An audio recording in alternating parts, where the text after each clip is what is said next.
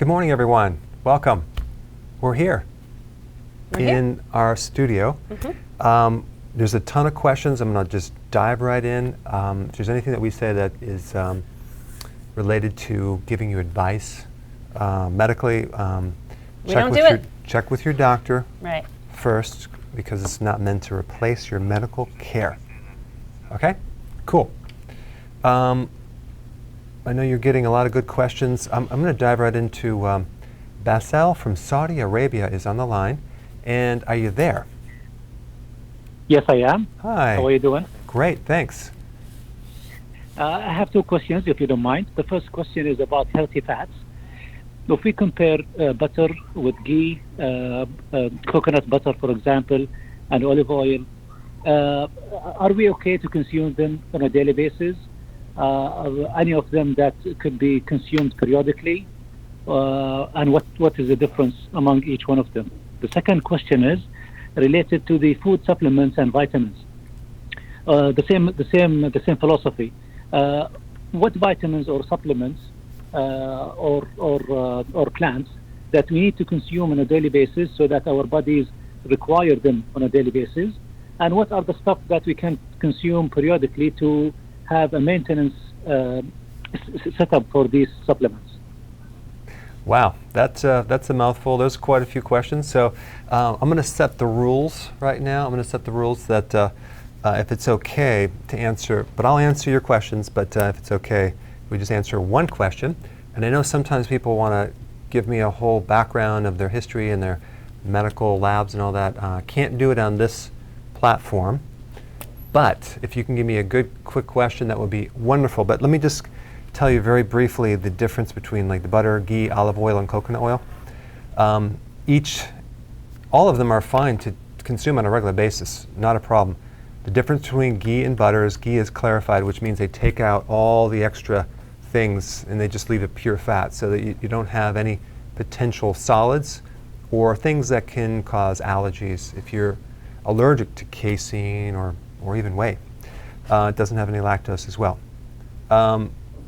So butter has vitamin A. The more grass-fed it is, the more vitamin A. Its active version, retinol. It also has phytonutrients. It also has vitamin K2 if it's grass-fed, which is really good. Also, butter has MCT types fat. It's really good on the digestive system because it doesn't require bile or pancreatic enzymes. So that's really good. Olive oil has some serious great things in it. Not necessarily a lot of vitamins and minerals per se, but phytonutrients. I mean, significant phytonutrients. I recommend a lot of olive oil, but the key is getting the extra virgin authentic olive oil, because there's fake olive oil out there, and you can definitely taste the difference. The real good stuff is fresh. It's like almost like a kind of a cut grass, kind of a nice flavor. I love it. And then coconut oil has different things. It has lauric acid, which is good for your immune system. It also can turn into MCT fats. And coconut oil is good for energy. So it's good on a ketogenic diet. And there's a lot more to talk about, but I think that'll give you an idea. As far as supplements go, I would always recommend food-based or food concentrates for supplements. The problem is getting all your nutrients from food is virtually impossible nowadays, especially if you're trying to correct an imbalance. So the supplements that I recommend are food-based or concentrated things, natural of course, meant to help correct causes. So I think that'll be good for your questions right now. Karen. Yes. All right, I see you have a lot of questions. Go for it. Okay, good. So Sal from YouTube says, what's your advice for 7-day fast? He's on day 3 and is curious about supplements and how to keep going. I do recommend supplements on fasting because we don't know if you have subclinical deficiencies that you're going to feel, especially like with trace minerals and zinc, because you don't really hold those for very long, and B1. So there's certain things that you could be running out of very quickly, as well as you might not have a reserve. Maybe you have enough vitamin D in your blood or your fat, I have no idea. But I always recommend the electrolytes, at least the electrolytes and the B vitamins if you're fasting. But definitely the trace minerals are good as well. And of course, omega-3 fatty acids. I think that's important. Okay, good. The next one is Kristen from YouTube. She has PCOS. Should she avoid coffee and dairy? Well, I would not avoid coffee, especially if you're just doing like one a day. But PCOS, you want to avoid anything that stimulates insulin. So you want to avoid dairy. Has you're talking about like cream or She milk? just says dairy. Okay, so there is some carbs in dairy. So, and also there's some hormonal influences. So I would probably avoid that. But the main thing is avoiding insulin, doing keto and especially intermittent fasting, because if you can drop insulin, then you'll drop that conversion to androgens and really solve your PCOS. Okay, good. So then Sana says, on 1,200 calories on OMAD, what do you recommend? Not doing keto, just counting calories, 1 meal a day. So you're on 1,200 calories a day right now, and you're on OMAD. Now you wanna do non-keto. Yeah, and then there was a little more to the question, but it was basically about how many calories on your OMAD. Honestly, first of all, I only answer questions that are related to keto, not if you're not doing keto. And as far as calories go, you can't really give a person that answer because everyone's so different. You got the age, you have the metabolism, you have how nutrient dense the foods are, you have your own absorption of those nutrients. So I always recommend go with your own sense of feeling satisfied and full and the quality of food. So I am going to be releasing a calculator to help you with that question very soon. We have it done, I just have not released it. So stay tuned if you really want to know more about calories and the kind of, because what it'll do, it calculates not just your metabolic rate and activity, but it calculates a lot of other variables, age.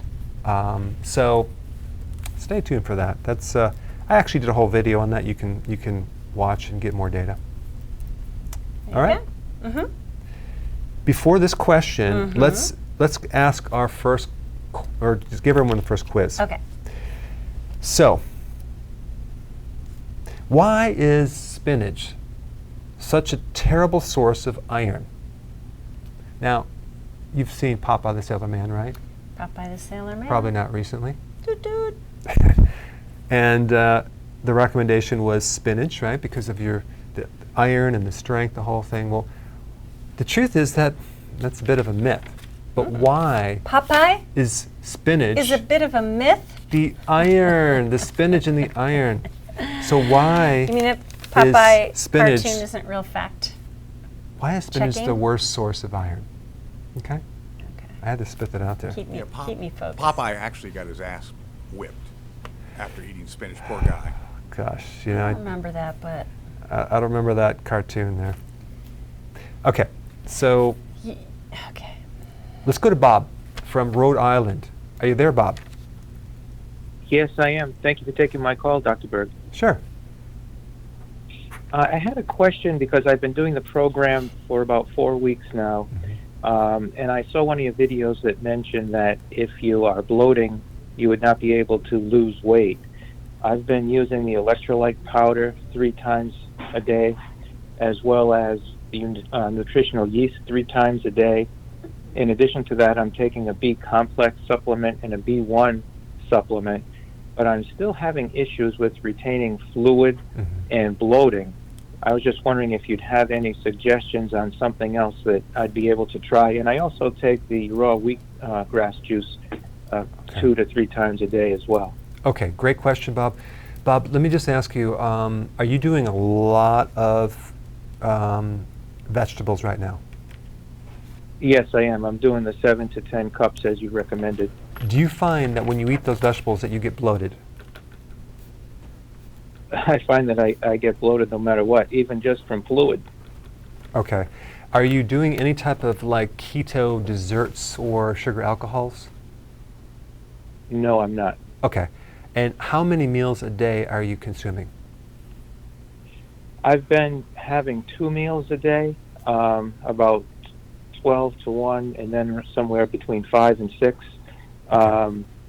I even had one time this week that I had just 1 meal, but it didn't really seem to make a difference. Okay. Are you snacking? No, I'm not. Okay. Before you did keto, did you have this problem with bloating?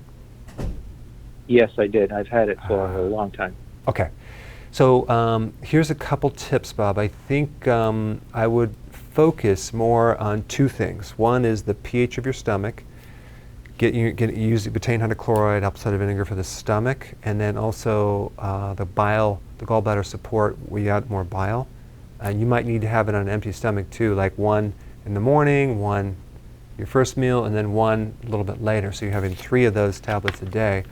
And then what I would experiment, Bob, is I would start cutting down the amount of vegetables, because I think there's a potential problem with SIBO. So you might want to look that up. There could be that going on, and in that case, you might need to do 1 meal a day for a longer period of time with cutting your vegetables way down. Like I'm talking like maybe just 1 cup or even nothing a day, and just see if that clears it up. And then call me next week and let me know if that clears it up. Okay, Bob? Thanks for your question. All right, Karen, what do we have as some answers? A variety of answers, but the number 1 is oxalates. Okay. Okay, good. So you guys are tracking. That's definitely true. Definitely true. But there's actually 3 reasons. One, well, I'm just going to focus on 2 of them. One is that when you consume plants, you get the type of iron you get is very, very difficult to absorb. You only absorb like 1.4% of that, because it's called non-heme, versus animal products like shellfish and red meat and eggs. You're getting the heme. You can even get heme iron from insects if you consume insects. Not that you would want to do that, but that's just if you get the urge, late at night, and you want to just get some crickets and you want to crunch on those things, some deep fried. But yeah, so plants consume. I mean, they're at non-heme, so you don't absorb but red meat you absorb like 20%. But it is true that of all the vegetables, like spinach is way up there with Swiss chard as well, with having massive amounts of oxalates, which basically binds with calcium and iron. So you're not going to absorb barely anything. You're not going to probably get any iron. And there's some other reasons as well why you might have a problem with spinach, but spinach is not a good source. You want to get it from shellfish and red meat. The iron. You want to get yeah. So with all these oxalates in spinach and Swiss chard, would you recommend not eating that, or mixing it with other things? Or there's other benefits of spinach and Swiss chard. You have Swiss chard. You have phytonutrients. You have potassium, magnesium, vitamin C. So those are all really great. But if you're sensitive to oxalates, which a certain percentage of the population is, and you're predisposed to kidney stones, you want to stay away from spinach and foods high in oxalates. I've done a lot of videos on that, Karen. Right. Okay, good. All right. Give me some questions. Okay, good. So I forget who this is from here. Has a 3-year-old with swollen turbinates. Mm-hmm. What is that, first of all? Sinuses. Okay, swollen sinuses and snores. A 3-year-old. I will guarantee, Karen, that they're probably consuming carbohydrates in certain level amounts. Too much. Too much. And sugar, flour. The worst thing sodas. For a child, if they have sinus issues, is the dairy, cheese, especially if it's ice cream. So you want to just get all the dairy out, get the sugar out, and just watch what happens. Now, there are certain people that develop allergies all year round, and that is a fungus in the sinuses. That's a little different, in which case you need to do the same thing, cut the sugar out, but also take like garlic, a lot of garlic, and then there's actually a nasal irrigation with garlic, diluted. But get rid of the dairy and the sugar first. That's the most important thing you can do. Okay. Okay. All right. Now, Kate on Facebook, can you cook with coconut oil? You should. Yeah. Yeah, you should. Good. Especially like popcorn. I'm being Okay. sarcastic. Okay. So Ahmed on Facebook says, can you explain the different kinds of fats and what fat, trans, or other are good or bad? Confusing. The most important fat that's essential for your body is the omega-3 fatty acids from the fish oils, the cod liver oil, salmon. That's what's like required. These other fats you do need, like even some omega-6, but honestly, we get that from vegetables, so you don't have to worry about that. The saturated fats like coconut oil, butter, palm oil, things like that, that provides a lot of energy, and it's really good on a ketogenic diet. So it has some other properties as well.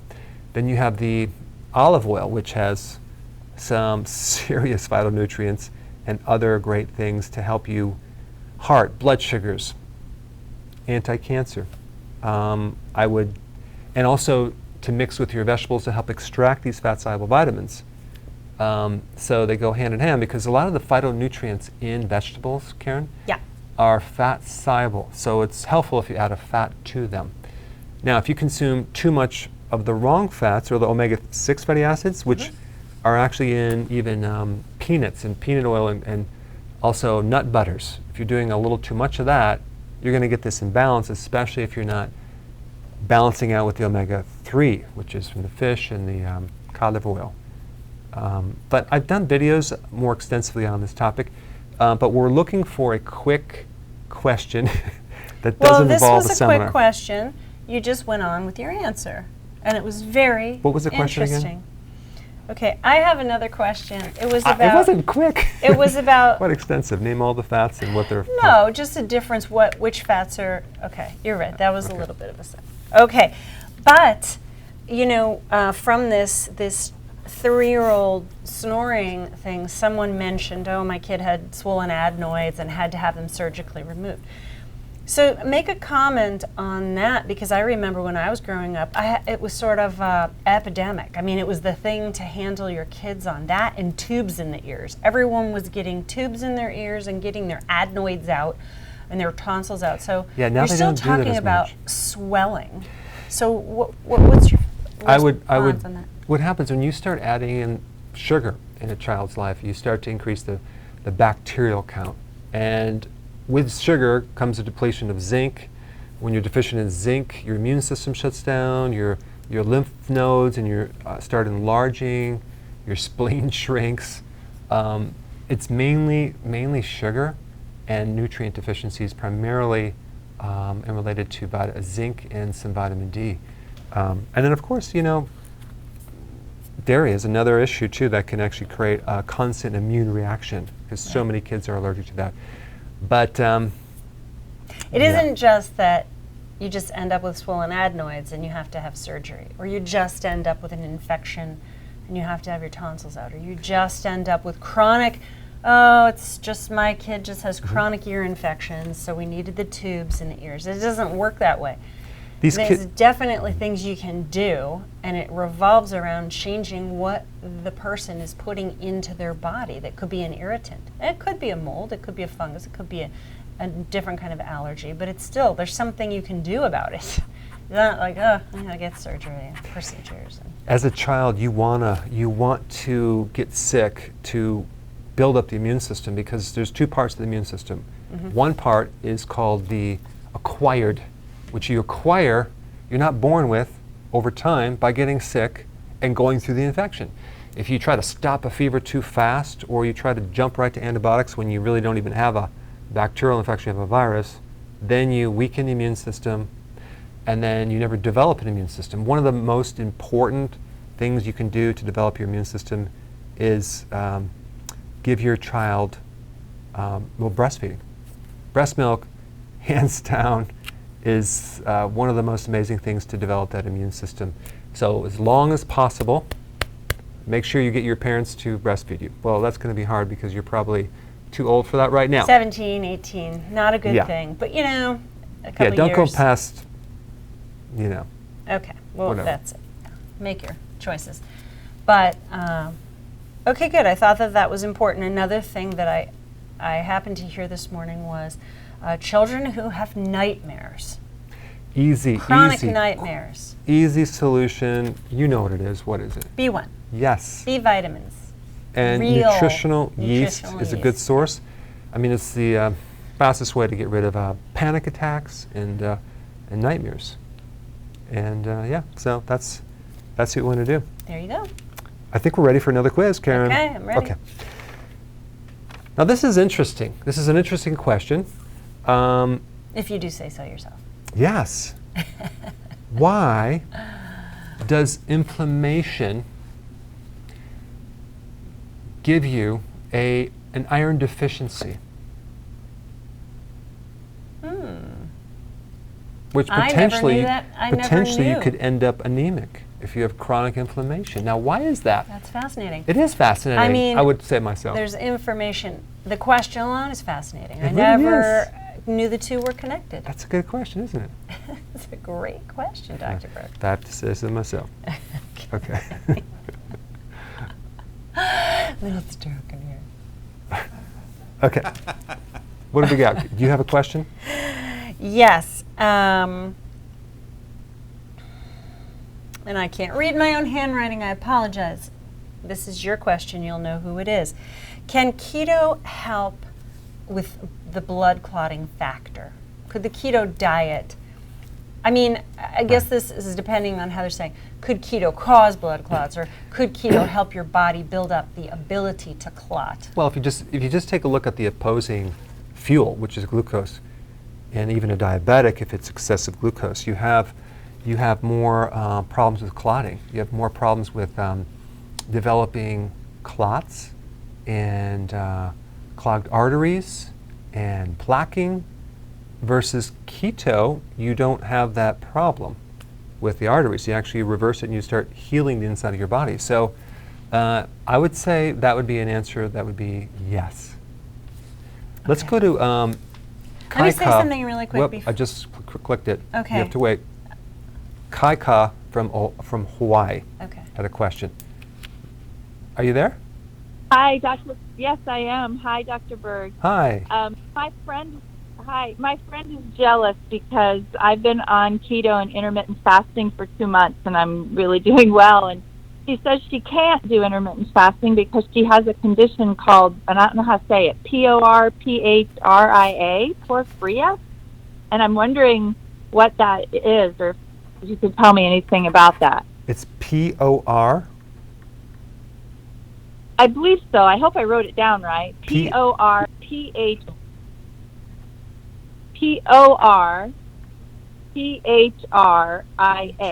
And she says she gets really sick the more she gets into it, and her urine ends up blue. Yeah, that's a common problem, and I'm being very sarcastic. Honestly, I've never even heard of that condition. Okay. Yeah. She's a naturopath. Yeah, I don't know. I don't know what that is. Her urine turns blue.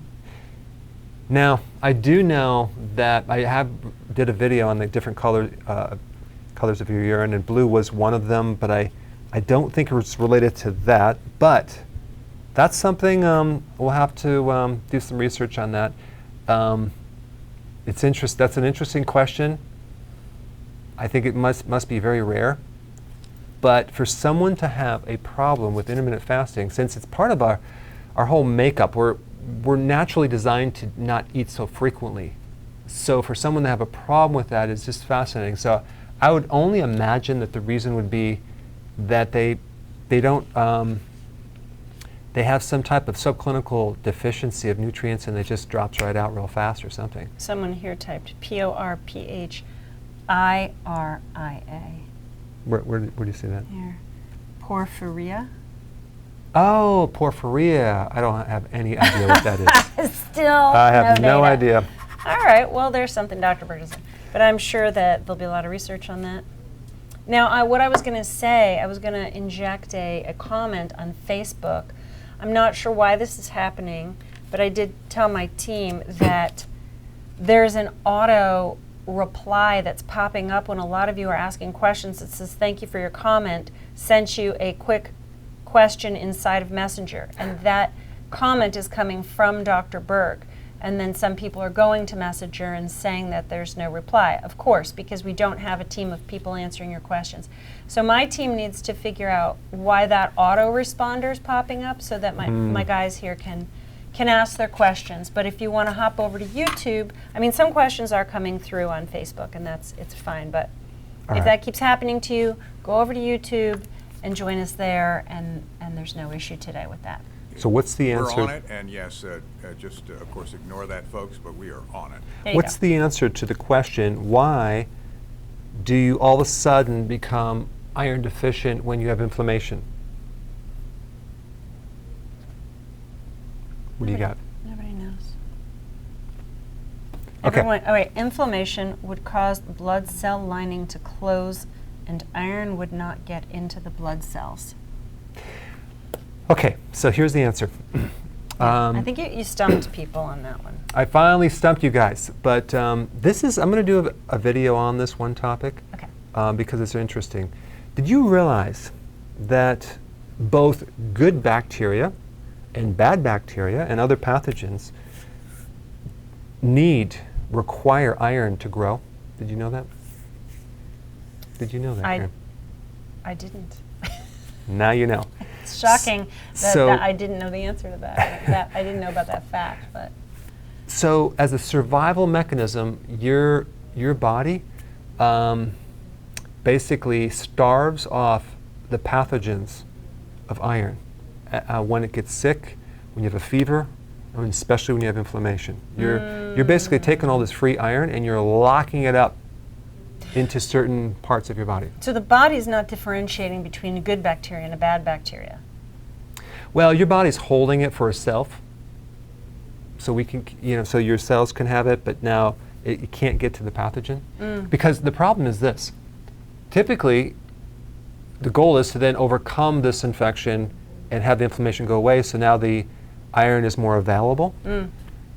But here's the problem. If you're chronically inflamed, as in autoimmune conditions, as in a lot of people that have all sorts of inflammation, you're not going to have enough iron. And you might say, well, oh good, that's great information. I'm just going to go ahead and take iron. Bad idea, because you're going to feed the pathogens. And you end up feeding. So your body's purposely withholding the iron because there are pathogens. Because pathogens eat iron, and so do good bacteria. They eat this metal. And so iron is automatically froze up when you get sick or whatever. So here's the solution to the problem. If you have chronic inflammation, fix that. Fix the Healthy source keto. of that with healthy keto, which keto. is surprising to most people. And intermittent fasting. Intermittent fasting and vitamin D in higher amounts. Because as soon as you start taking iron, you tend to actually cause more bacteria to increase. So it's just something that's an interesting point. And the other problem is if you have too much iron, which a lot of men have too much iron in their body, and they're taking too much iron, that automatically makes you more susceptible to getting infections. So too much iron is not good, and your body tends to lock it up because certain pathogens depend on iron. Okay, breaking news, by the way. Terry has been doing some research in porphyria. Is that how you say that? He's got a picture of 2 beakers of urine. Here they are in the camera.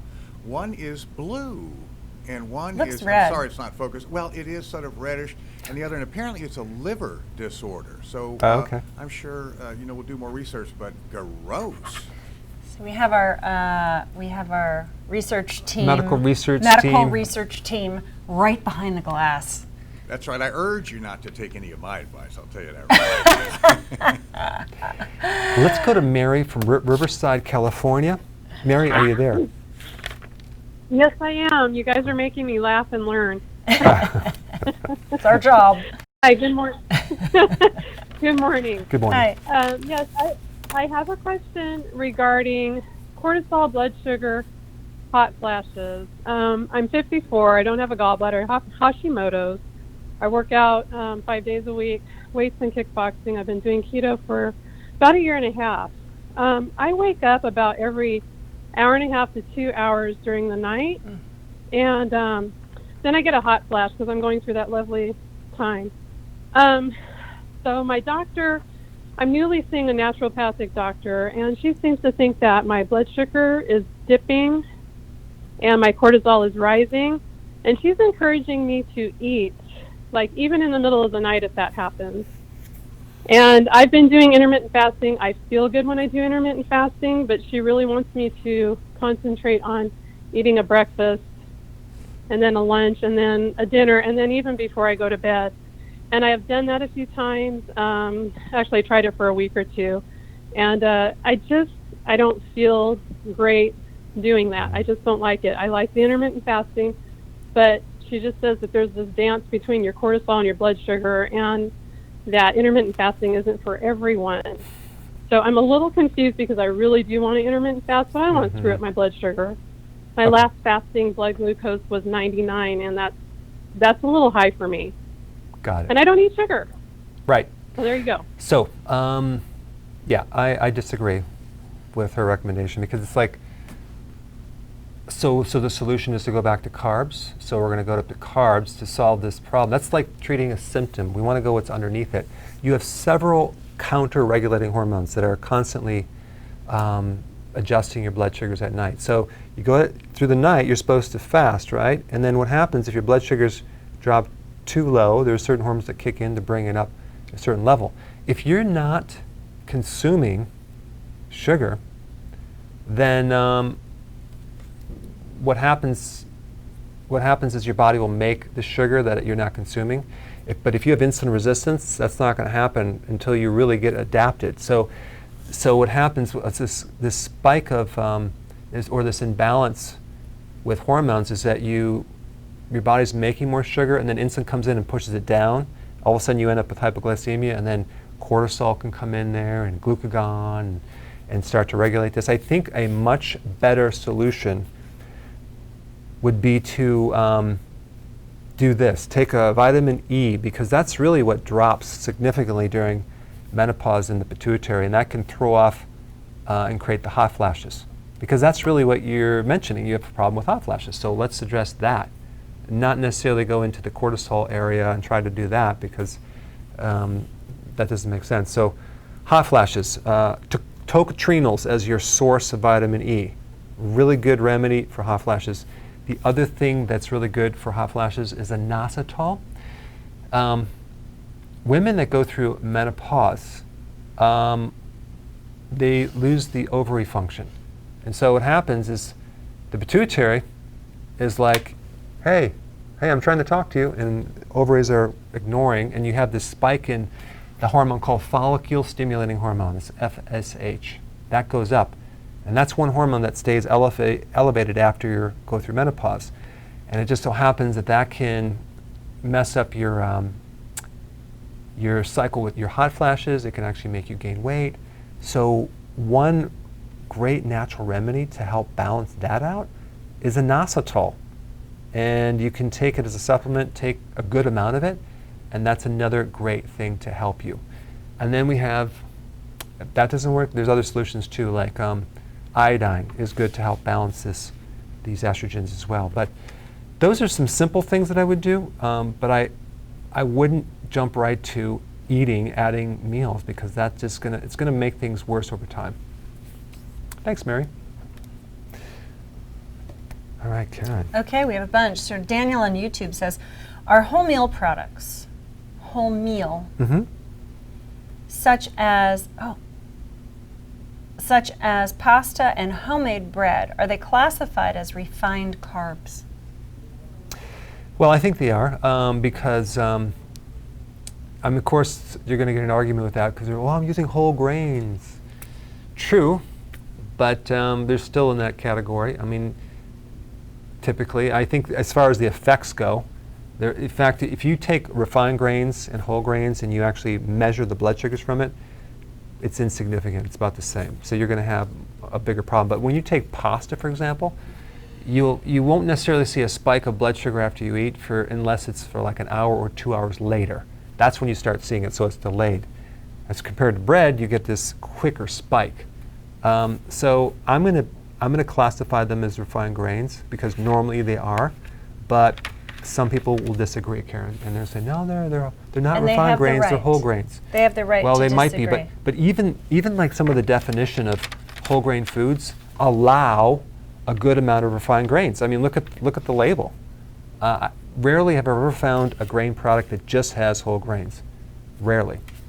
And then also in a whole grain, I mean, you're looking for the carb count, right?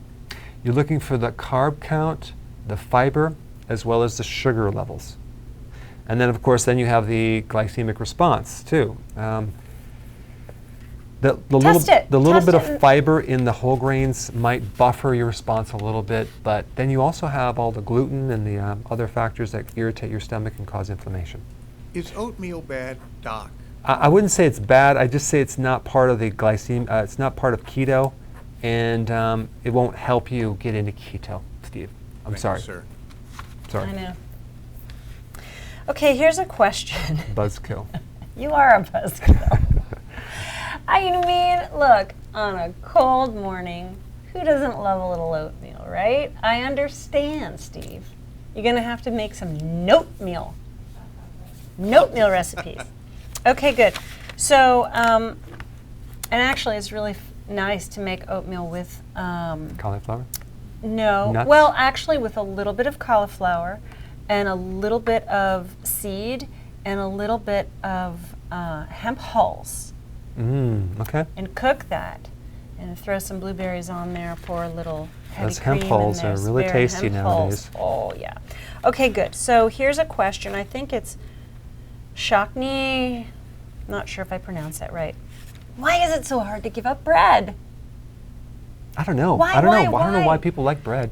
It stimulates dopamine, big time. Dopamine is a pleasure hormone. So the question is, why is it so hard to give up pleasure? I mean, like it's going to keep you in this whole dopamine thing, and it's like an addiction, and you're going to have to find some other ways to increase your pleasure. Like feeling good and having energy and losing some weight. That is going to make you feel much better in the end. Exactly. Now, Patricia is asking, can you consume kefir while you're fasting? No, that's gonna be an issue. I Right. wouldn't do that one. But I'm ready for another question. I mean a quiz that I'm going to give out. Okay. When you have a goiter, are you deficient? Do you have an increase or a decrease in iodine? Say that again, please. I wasn't paying In attention. a goiter, is that an increase or a decrease in iodine? Just say increase or decrease. That's all I need to know. Okay. Is it too much iodine or too little iodine Okay. in the average goiter? In your On the street. average street Goiter, goiter. right. Okay, good. So Vera asks, if you're on a meat-heavy keto, will that affect your kidneys? There's no data that if you have a healthy kidneys, it's going to adding more meat is going to affect the kidney. It's like when you have an unhealthy kidney, that's when it can overload. I think that if you had a lot of cooked meat, it can put a little bit of stress on the kidney and the liver, but if they're healthy, they can handle it pretty easily. What if you're older? Yeah, there might be a little issue that you might actually generate more uric acid, you might generate more ammonia, your urine will be a little foamy, and potentially you could have a little protein in the urine. It's not pathogenic, like you don't have an infection, but it could be add a little more stress. So I would recommend doing a moderate amount of protein. But if you're like 18 years old or you have a fast metabolism, you can get by with a little more protein. Okay, good. And then Tina asks, do you take supplements? Yes, I do. And which ones do you take? Well, in the morning, I have this huge thing of water. I have the wheatgrass juice powder, and I have electrolytes. I take my mitochondrial energy, take 1 gallbladder formula, I take 2 trace minerals, I take cod liver oil, I take, what else do I take? You take tocotrienols, I do take 1 tocotrienols, but I also, do you know what I'm doing recently? I didn't bring it here, but it's something really awesome. It's the Cruciferous Superfood that we just had upgraded like a couple days ago. It now not only is each ingredient organic, but they're all freeze-dried. And so you have all these cruciferous, plus you have freeze-dried organic garlic, turmeric, sea kelp. So it's like really So amazing. it's the cruciferous, but it's just like new and improved or upgraded. Yeah, it's like cruciferous on steroids. So you get this synergistic blend of wonderful things in a very good, high quality form, and it's going to do your liver some good. So I take it. So that's pretty much what it is. Occasionally I'll do some vitamin C chewable, but maybe some MCT oil. That's what I take.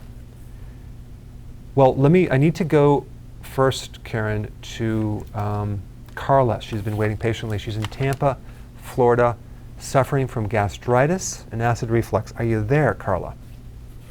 Yes, hi. Hi. Thanks for taking my call. Sure. And I would like to thank you for all your informative videos. They have helped me so much with everything, except for, well, I mean, I'm on my way to healing my gastritis, but I still feel like I don't know if I'm doing everything that I need to. I had an endoscopy, and that was the only thing that was found, nothing else.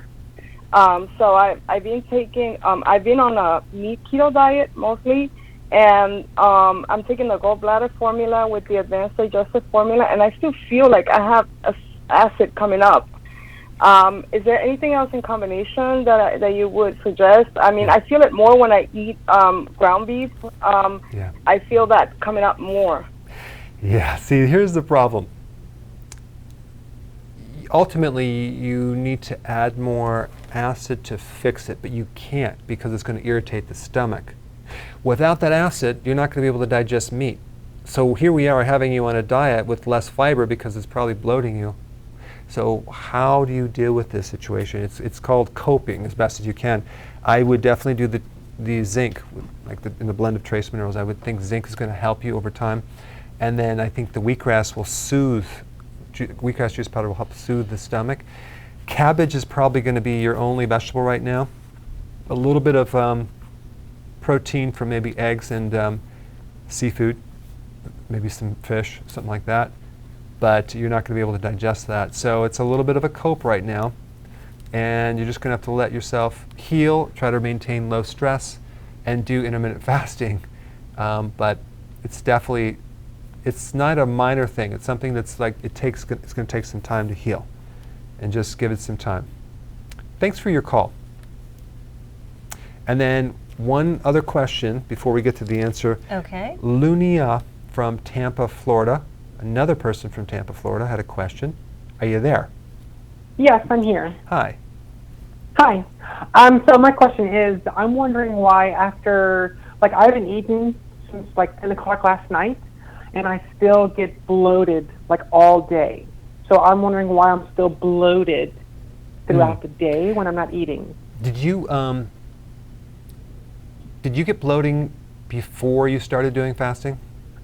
I'm not sure. Okay. I've been doing off and on keto for over 5 years, so I'm not sure. Okay. And are you constipated at all? I'm having one bowel movement a day, and it's not a lot either. So maybe some constipation. That's yeah, maybe. Okay. And do you consume at your meal? Do you consume a lot of fat? I do. Okay. However, I also consume a lot of spicy food. Could that be it? There could be a little allergy sensitivity. Here's the thing. Your colon with the small intestine, the large intestine, is literally, probably 24 feet long. So we have this huge tube, right? And it's called a transit time for the food to go through this whole pipe. And it could take a whole day to even get through it. Now, but if you have a problem with transit time because things have been kind of backed up in the past, it could take longer. So what you're dealing with, I think, is the food that's kind of cycling through this pipe could be irritating certain parts of your colon, which you just kind of have to give it more time. I think you may benefit from maybe some chlorophyll from wheatgrass juice powder to help heal the inside of the colon, and as well as a bit more bile salts. Like you would take a gallbladder formula like on an empty stomach while you're fasting, and then another one later. That might just improve more of your ability to digest, because the bile has another purpose of killing off bacteria in your small intestine that could be creating more gas and bloating if there is any SIBO. So that's another thing that I would do. And you might want to try some prolonged fasting just to really clean out that entire pipe that you're dealing with. Thanks for your call.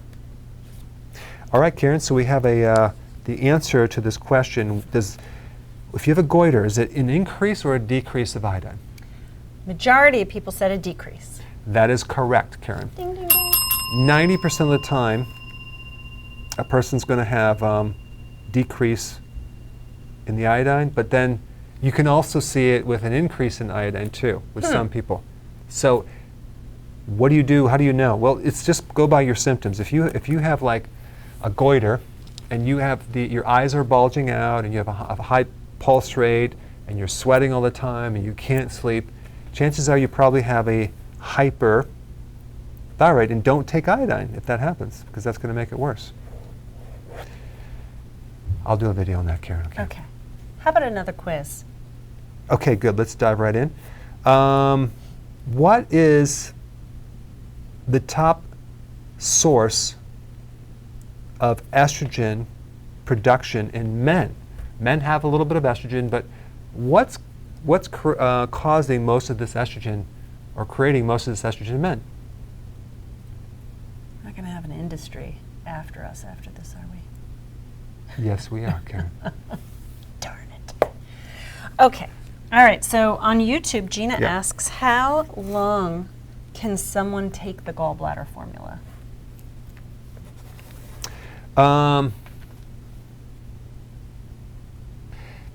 There's no limit. There's no limit that you have to take it for this period of time.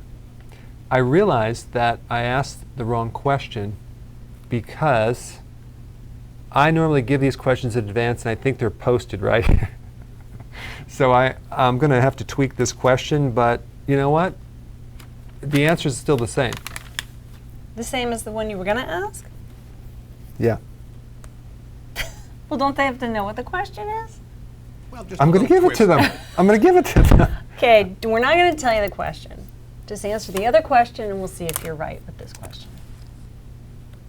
Okay. All right. Steve, what is the question I have, just so I can verify? Sure, and I'm going to put it up. It is. You were right. The top cause of estrogen in men is created by what? Okay. All right. Good. I'm good. I'm good. All right. Just want to make sure. Simmer down. There's nothing to see. Okay. Nothing to see here. Move along, everybody. Move along. Not the droid you're looking for. Okay, Sora asks, can keto and intermittent fasting, Sora from YouTube, by the way, help heal scarring? I love that word, healing. Oh, Or cure. curing. Can it cure? Okay. Can keto or IF assist in any way with the regeneration of skin? I think it can, and especially. It's the careful dance of your questions. You have to realize. Especially, I think intermittent fasting can do it, because intermittent fasting is it starts to cause autophagy and recycling old damaged parts, and it can really help your skin and scar tissue too. That being said, I would add something to that mix. I would add tocotrienols, which is a type of vitamin E that greatly reduces scar tissue, inside and out. And because you could put it on topically, like on your body, but if you take it, it can help reduce scar tissue fibrosis in your liver and in other organs that are damaged. There you have it. All right, what's the top source of estrogen? Where is it coming from? I'm afraid to say the word. Soy? No. No. It's actually, most of it is coming from your fat. Wow. Your own fat. So, if you're a guy and you are fat, extra fat, that could be one reason why you have a bit too much estrogen. Are you saying if you're a guy and you're extra fat, or you have Too much fat. extra fat? The more fat you have, the more estrogen you're going to produce if you're a guy. Okay. And that can lead to man boobs and a whole bunch of other issues, including prostate enlargement. So, what is the solution? Well, you can lose weight. That's one solution, which is healthy keto and intermittent fasting. But to handle the estrogen part, there's an enzyme, it's called aromatase, which is doing all this stuff, aromatase. So you could take an aromatase inhibitor, and that would be cruciferous vegetables. Okay, so this is why men that have estrogen dominance or estrogen problems need to be consuming cruciferous. Not consume soy protein isolates and all that stuff, but they want to do cruciferous, and also stinging nettle root is another good one as well. But this is why, Steve, you need to start consuming your kale. I'm on it. Okay, good. Are you saying he's got No, I didn't say that. I was just saying, as an Look example. down at my chest, for goodness So, sakes. what I'm do you looking obs- good. Looking good. I'm just finding some way Okay. to press Steve's button, but he just seems to. Look, I'm full of nutritional yeast. There's virtually nothing you This can guy do to is stop me today. addicted I'm to just- nutritional I yeast. am, but you know what? I feel great, and I'm not eating bread. Every time I want a slice of that delicious bread and the accompanying high that comes with it, I crunch a couple of these guys. And I think I know why. I think because bread has yeast in it, right? And so does that. So you get your yeast. That's what you've been looking for this whole time. Hey, Matt, you're from Colorado, and you had a question. Go ahead. Thanks, Dr. Berg. Hey, just a little background on me real quick. I'm 53 years old, 3 weeks ago. Cool. Happy birthday. Journey. Well, not today. Well, but thank you. belated. 3 weeks ago, I started the keto journey with a 5-day water-only fast. Wow. And I weighed about 250 pounds then. Today I'm at 225. Wow. I've been checking my ketone level with a blood meter, and my ketone reading is always usually between 3 and 5. I've never seen it below 2 since I've been doing it. So my couple questions were, am I not fat adapted yet? And that's why my ketone levels are so high. And when I might expect to be fat adapted, how much time that would take.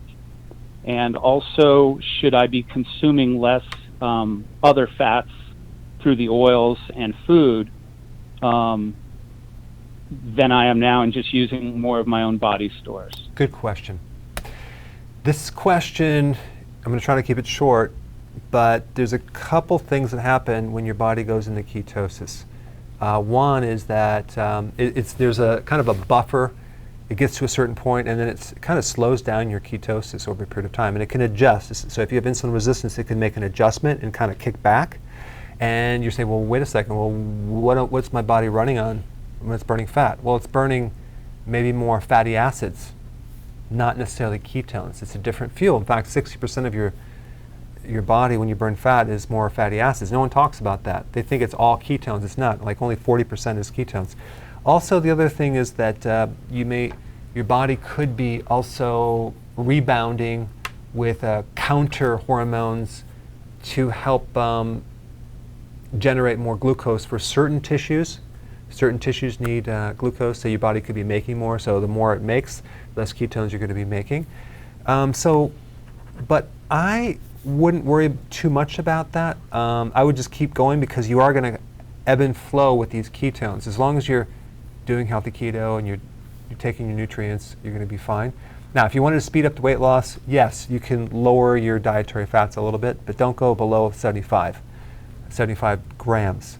And that will it will get you into deeper ketosis a little bit, and then also it'll help you burn your own fat versus the dietary fat. Thanks for your call. And I have another quiz, Karen. Okay. What's the most common cause of high blood pressure? It's a good question. if I don't say so myself. I think I know what it is. Oh, really? We'll find out real quick. I mean, sometimes I think, and then I'm like so confident, and I get shot down. But I'm sticking with what I think it is. Stick with what you think it is, Karen. Yes. Hey, Bill, you're from Boston. You had a question. Go ahead. I do, and thank you for taking my call. Sure. I would like to know that if I'm, I have fat-soluble vitamins that I take along with my medication. That is, and I saw your great video on intermittent fasting and liquids. So if I have coffee with light cream, is that enough fat to actually take care of the fat-soluble vitamins? And I love your Cruciferous Superfood. Oh, love it. Thanks. Yes, okay. That's a good one. Thanks. Okay, so yes, Bill, that is enough fat. If you want to make it just a little bit better, I would do like the whole cream in your coffee instead of the half and half. Because you have light cream, because you have lighter, so it's less fatty, but you are getting enough fat. Another thing that might be even a little bit better, if you could, even though I do like cream in my coffee, add a little MCT oil. That will also help you, and plus that will kind of just enhance your cognitive function a bit more because you'll get some direct ketones there. But yes, the answer is yes. You're going to be fine with that, Bill. Thanks for your call. Karen? Mm-hmm. Let's answer this question. Ask the question again. What is the most common cause of high blood pressure, folks? Just going to check Facebook here. Still challenged with Facebook. Sorry about that, people. So there are many, many answers, from low potassium, kidney problems, D deficiency, high insulin, vegetable oils, carbs, diabetes, bad oils. But a lot of people said my answer, so I'm gonna state it here. Stress. That was loud, Karen. That was loud. You It was stressed me out. You stressed me out. That was enthusiasm. Okay. Terry's in the ceiling. He went right to the ceiling. No. Okay. So you're all correct. You're all correct. I feel like I'm in. Because these are causes, but here's the thing: there's something that is more of a cause. Because if you took vitamin D, you may drop your high blood pressure, but you may not, depending on So this nobody other thing. answered correctly? Hold on. Yes, they did. Oh.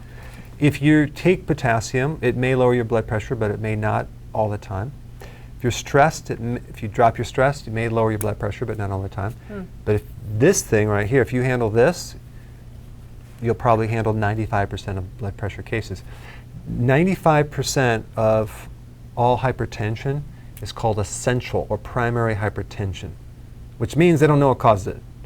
But if you research essential hypertension, they relate it to lifestyle and this and smoking and this, a variety of things, and more salt and the whole thing. But there's also something else called metabolic syndrome.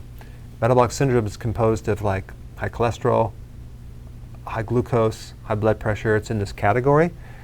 What's underneath that is insulin resistance and high insulin. So that person who said high insulin is the winner, because it's a combination of high insulin, which then will cause insulin resistance. That's in that same family. So if you handle that, you're going to handle your blood pressure probably 95% of the time. And guess what? When you have insulin resistance, you're not going to be able to absorb vitamin D or potassium that well. So that is the most important thing. These other things are really important as well. But if you handle, and the other thing too is as you raise insulin, and by the way, very few people ever get it tested. There's a great test you can do if you're concerned. It's called HOMA-IR. Get that test and that'll determine your insulin resistance. Insulin resistance and high insulin activate your flight or fight mechanism, your sympathetic, and that will spike your blood pressure. So again, that's a long answer, and the ultimate solution would be healthy keto and intermittent fasting. Now, if we take a look at intermittent fasting and keto, fasting creates more of a drop in insulin than going on keto. Wow. So fasting probably would be the best thing to do for high blood pressure ultimately. Let's go right to Gil. I know he's been waiting, so this is our last caller. Are you there, Gil? I am. Nice to talk to you. You had a question. Go ahead. Yeah, quick question. When I was a kid, like in my teens, my 20s, my 30s, even my early 40s, I did an enormous amount of exercise. Mm. And as such, I never took any supplements, not ever, nothing.